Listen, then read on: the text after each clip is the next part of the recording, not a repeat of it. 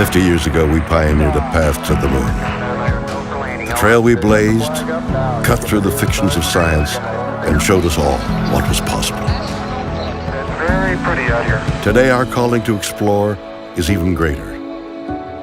To go farther, we must be able to sustain missions of greater distance and duration. We must use the resources we find at our destinations.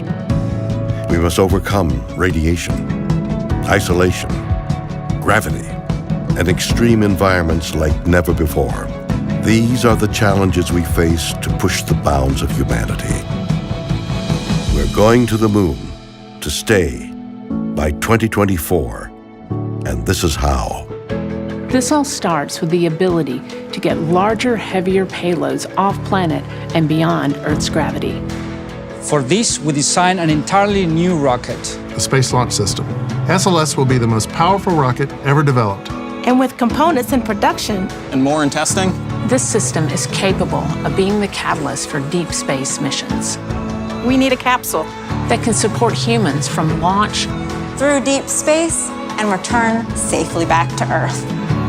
For this, we've built Orion. This is NASA's next-generation human space capsule. Using data from lunar orbiters that continue to reveal the moon's hazards and resources, we're currently developing an entirely new approach to landing and operating on the moon.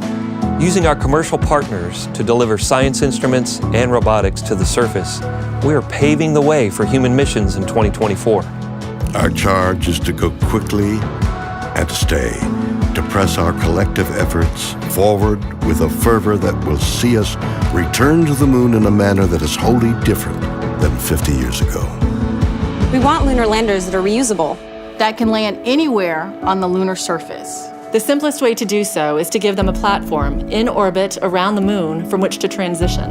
An orbiting platform to host deep space experiments and be a waypoint for human capsules. We call this lunar outpost Gateway.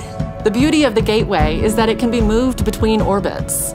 It will balance between the Earth and Moon's gravity, in a position that is ideal for launching even deeper space missions.